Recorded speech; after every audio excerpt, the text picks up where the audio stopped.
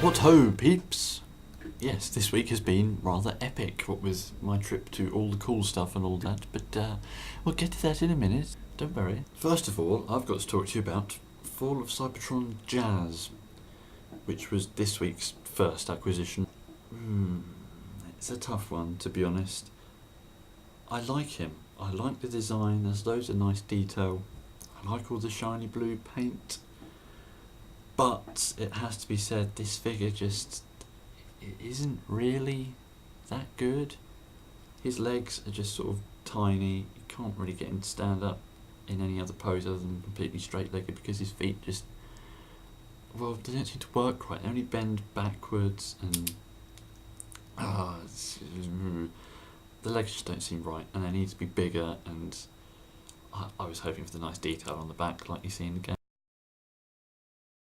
The arms don't offend me that much with their clickety elbows, but it's obviously the chest is the main complaint here. The massive hollow space under his neck. It can be remedied, you can get it to tab in. There's some these white bits to groove in. They do stop like round a metallic blue piece that runs on the inside of his chest. But there's so much tension there, it pops out a moment's notice, it just doesn't stay. And then you're just left with all of this, and I really hope they fix this for the sideswipe retool, I really do, because it just gets on my nerves so much, and it sort of ruins what otherwise would be a really nice figure. Although I suppose the fake wheel feet sort of ruined it already. Oh yeah, and his gun is just far too small. I've seen Cyberverse weapons that are bigger than this.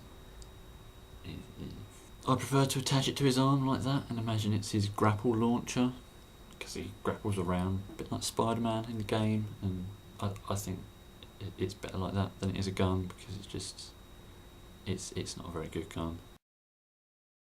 Overall, Jazz is nice. I think all the Fall of Cybertron figures are going to be nice, but the same complaint can be said of all of them. They could have been thought out a bit better with the transformations, and they could use a ton more paint. Then of course we have the main event. What did my quest to all the cool stuff yield? What was in that bag I was screaming about? Well, it probably wasn't anything as interesting as you might have thought. I eventually came away with a Hunt for the Decepticons exclusive, like, 2-pack, which I think is called Desert Ruins Brawl. And yeah, so you get a deluxe movie brawl that is all like, it's a banana tank basically. Yeah, it's not the most pleasing of colour schemes, but it doesn't offend me that much. At least it's got paint, and quite a lot of it. There's about 10 different colours on this guy, and just nice touches like scorching the end of this barrel. He's got really vicious light piping, and he's remoulded from the original so his arms don't just fall off all the time. Of course he came with a little Legends Jolt.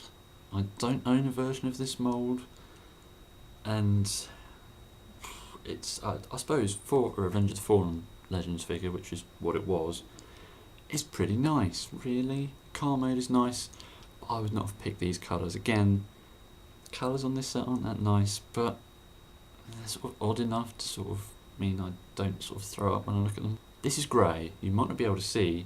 There's neon green detailing. There's flames on the side and on the hood, and all the lights are neon green. It's a bit odd, and it sort of hurts your eyes to look at it.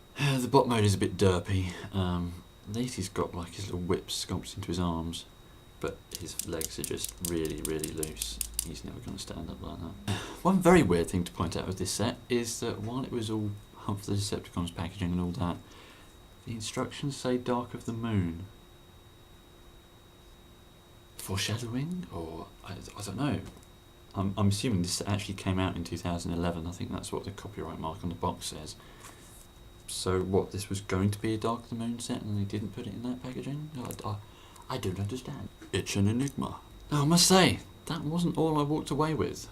We did all spend a good time just chatting to Mr. Dave Tree there, the king of that palace that is all the cool stuff, and he just helped us out every turn, you know, whenever we wanted to open a cabinet again to have a look at some of the rare United stuff that was in there or whatever.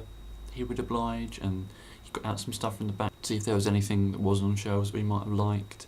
He even looked up all the codes for the Creon mini changer blind pack stuff so you could tell which ones you were getting. And even before he read out the code, I successfully picked out a Waspinator. And he's pretty nice for a little Creo dude. I mean, you can't actually use all of his parts in each mode. I have found a way to attach all of his like bugged bits onto his robot mode and give him the sort of stripy bum that he should have. It sort of works, it keeps all the bits together. But of course, with a lot of the stuff, it's just hiding details. It's like he's got this helmet on that's in the shape of Jazz's head, and he takes it off and he's got a proper face under there like he should have.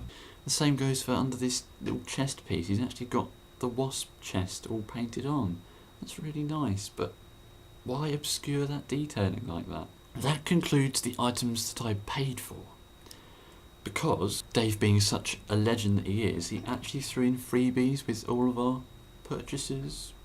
Because John walked away with a few loose bits, and Pete spent quite a bit of money.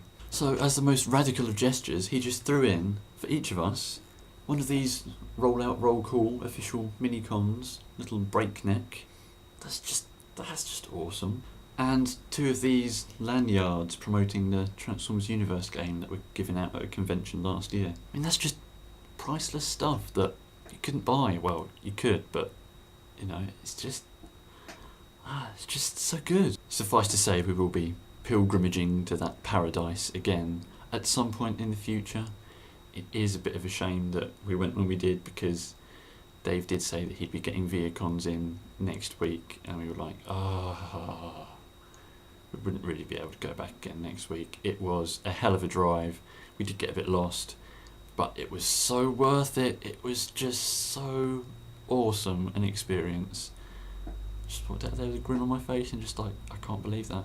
Have I actually died? And this is some sort of heaven. So I guess you could say Smuznow's constant advertising of them has paid off, because they've found themselves 3 more loyal customers willing to promote them at every available opportunity. And I can just tell the next time I go there, I'm going to end up spending even more money.